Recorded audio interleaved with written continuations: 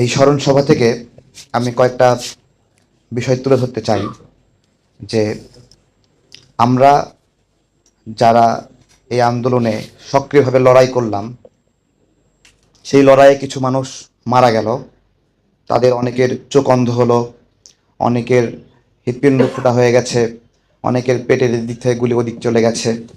আবার সারা বাংলাদেশেই যে থানাগুলো ছিল, এই থানাগুলোতে আমরা যারা আন্দোলন করেছি তাদেরকে ধরে ধরে নিয়ে গিয়ে কিভাবে টর্চার করেছে আপনারা জানেন। কিছু কিছু এক একটা থানাতে আর্তনাদগুলো, চিৎকারগুলো যারা আশেপাশে ছিলেন তারা দেখেছেন এবং শুনেছেন। তো যারা আমাদের এই নির্যাতন করলো, নিপীড়ন করলো, তাদের বিচারের অগ্রগতি কতটুকু? আমি যে সমাজে চলছি, রাস্তায় হাঁটছি, সেই রাস্তা দিয়েই কিন্তু সেই অপরাধীরাও এখনো হাঁটছে, আমার পাশাপাশি হাঁটছে। তো ওরা আমার আবার ক্ষতি করবে না এই গ্যারান্টি কে দেবে? চলার পথে একটা চাপাতি দিয়ে আঘাত করতে পারে, লাঠি দিয়ে আঘাত করতে পারে, বন্দুক দিয়ে গুলি করতে পারে। কেন এই জিজ্ঞাসাটা করছি? আমরা সবসময় অনিরাপত্তায় থাকি, কারণ এই রাষ্ট্রকে নতুনভাবে স্বাধীন করার জন্য যত ইফোর্ট দেওয়া দরকার সব ইফোর্ট আমরা দিয়েছি।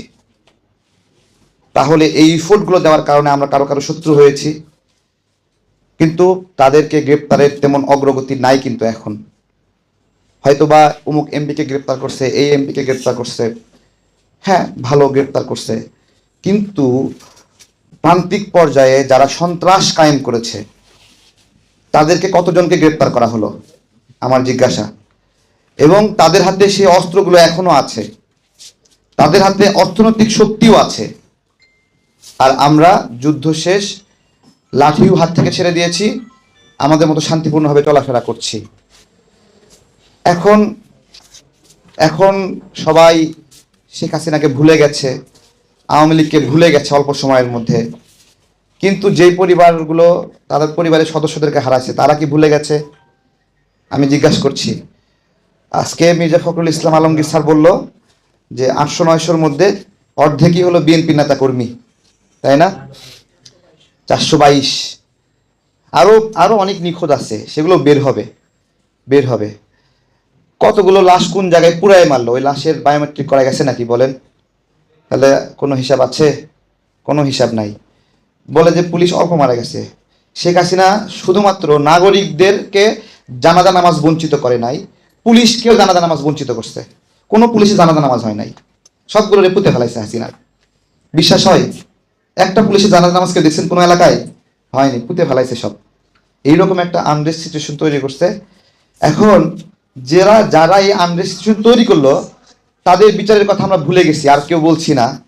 বলা হচ্ছে যে প্রতিরোধ করা হবে নব্য ফ্যাসিবাদকে। বয়ানের ভাষা, আওয়ামী ফ্যাসিবাদের দোষরা উল্টায় ফেলছে। হ্যাঁ, ক্ষত শুকায়নি কিন্তু বয়ান উল্টায় ফেলছে যে না, ফ্যাসিবাদকে দমন করা হয়ে গেছে, নব্য ফ্যাসিবাদকে দমন করতে হবে। সদ্য কারামুক্ত হইলাম আমরা, কেবলই জেল থেকে বের হইলাম, ব্যবসা বাণিজ্য শুরুই করতে পারি নাই, ফ্যাসিবাদের ব্লেম নিতে হচ্ছে আমাদেরকে, তাই না? তাহলে এই ব্লেমটা কারা দিচ্ছে? খুঁজে বের করেন। ও হাসিনার পালক পুত্র ছিল, তাই ওর মুখ দিয়ে সদ্য নিপীড়িত মানুষদেরকে সে বলছে ফ্যাসিবাদ, নব্য ফ্যাসিবাদ। ওর তো ওর মুখ দিয়ে তো বেরোচ্ছে না। হাসিনা যে কয়টা আমাদের ছেলে পেলে চোখ হারাইছে, হাসিনার চোখ তুলে নিব আমরা। বের হয়েছে মুখ দিয়া? বলেন, বের হয় নাই। শেখ হাসিনার ফাঁসির দাবি উঠছে? কতজন মানুষ মারলে একটা ব্যক্তির ফাঁসি কামনা করা যায়? ততজন মানুষ শেখ হাসিনা মারছে কিনা বলেন?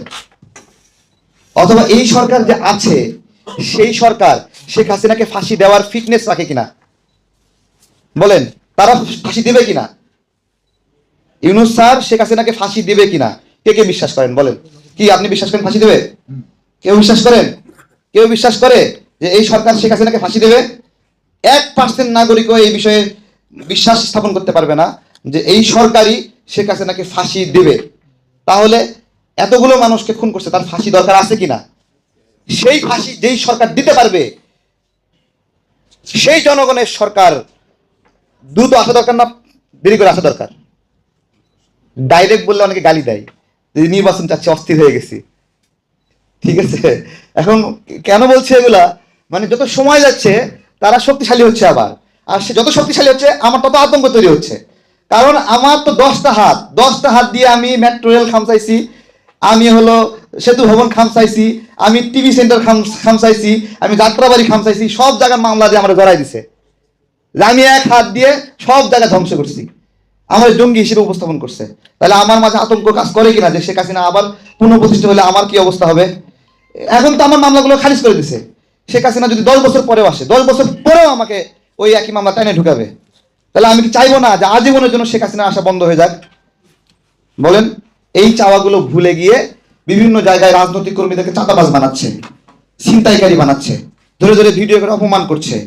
আমি আপনাদের একটা কথা বলি, কাউরান বাজারে এই 1 মাস আগেও যেই সভাপতি সাধারণ সম্পাদক ছিল সে আওয়ামী লীগের কিনা বলেন? হ্যাঁ, তো আমরা যারা রাজনৈতিক কর্মী তারা আওয়ামী লীগের এই 2 সভাপতি সাধারণ সম্পাদককে সরায়ে নতুন কমিটি দেব কিনা বলেন? দেব কিনা? সারা বাংলাদেশ এটা করবো কিনা বলেন? সারা বাংলাদেশ এটা করবো না? এটা আমাদের দায়িত্ব না? এই কমিটিগুলো যখন সরাতে যাচ্ছি তখন ওই আওয়ামী লীগের সভাপতি সাধারণ সম্পাদক এই ছাত্রলীগ থেকে যে সমন্বয়কগুলো আছে এদেরকে সাথে করে নিয়ে বয়ান দেওয়াচ্ছে যে আমরা চাঁদাবাজি করতে গেছি। সেখানে ভয়ঙ্কর খেলা চলতেছে। যেই গণমাধ্যমগুলো শেখ হাসিনার দালাল ছিল, যারা শেখ হাসিনার সামনে উলঙ্গ হয়ে নাচতে প্রস্তুত ছিল, সে আজকে আমার পক্ষে কথা বলবে হঠাৎ করে? বলেন। তাহলে এখানে একটা মিডিয়ারও একটা সেই সন্ত্রাসী কার্যক্রম এখনো চলছে, নোংরা কার্যক্রম চলছে। এই জন্যই বলছি যে একটা মানুষের জনগণের সরকার দরকার, জনগণের সরকার। কারো যদি দীর্ঘ সময় ক্ষমতায় থাকার ইচ্ছা হয় সেজন্য একটা রাজনৈতিক দল গঠন করে জনগণ ম্যান্ডেট নিয়ে, জনগণের সমর্থন নিয়ে সরকার গঠন করে 5 বছর থাকার জন্য চিন্তা করে। কেন বলছি চিন্তা করে? এই কথা বলছি এই জন্য বলছি যে একজন আমলা আমার চেয়ে ভালো রাষ্ট্র সংস্কার করতে পারবে না। একজন সচিব সংস্কার করবে রাষ্ট্র নাকি রাজনৈতিক কর্মীরা সংস্কার করবে বলেন? হ্যাঁ, মাঠে ঘাটে মায়ের খামো আমি, আর সচিবরা যাই বলবে আইন এরকম করে হবে, তাই হবে? বলেন। তাহলে সবাই বলতে সংস্কার করবে, সংস্কারটা করবে কে? কে সংস্কার করবে? সচিবরা? হ্যাঁ, সারা বাংলাদেশকে ধুইয়া একবারে ধ্বংস করে দিচ্ছে চুরি চামারি করে। একজন রাজনৈতিক কর্মী যদি 10 টাকা যদি চুরি করে, একজন সচিব তার 10 গুণ চুরি করে, 10 গুণ চুরি করে। রাজনৈতিক কর্মীদের যদি তারা টেন্ডারবাজি, ব্যবসা বাণিজ্য করে, ঠিকাদারি করে, তার উদ্দেশ্য থাকে জনগণের পিছনে খরচ করবে, নির্বাচনে ব্যয় করবে, মানুষকে সাজে রাখার জন্য খরচ করবে। কিন্তু একজন আমলার ইন্টেনশন হলো এখান থেকে নিয়ে নিয়ে কানাডা, মালয়েশিয়া বিভিন্ন জায়গায় গিয়ে তার সন্তানকে রাখা, তার গোপন বান্ধবীকে পালা সেখানে। শুধুমাত্র বৈধ বউ না, অবৈধ বউদেরকে তারা পালে কানাডায় রাখা।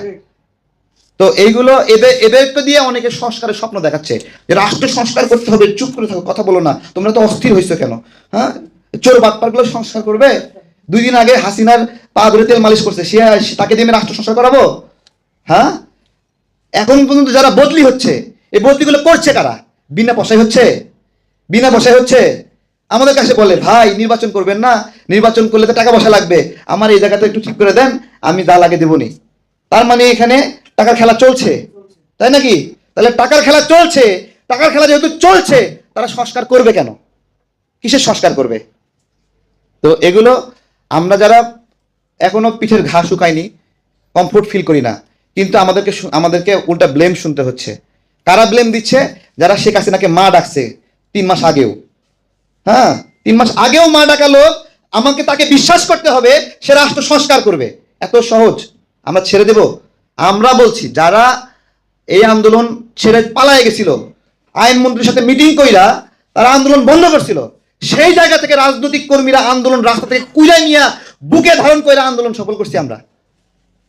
জায়গায় সামনে আমার বন্ধুরে গুলি করে মারছে, হাঁটু গেড়ে ক্রোলিং করে করে তার লাশ আমি নিয়ে গেছি, আমাদের চোখের সামনে এগুলো হয়েছে। আমরা আমাদের ইঞ্চি ইঞ্চি জায়গা এখনো ছাড়ি নাই, কোথাও ছাড়ি নাই। সারা বাংলাদেশ রাজনৈতিক কর্মীদের এখনো দখলে আছে।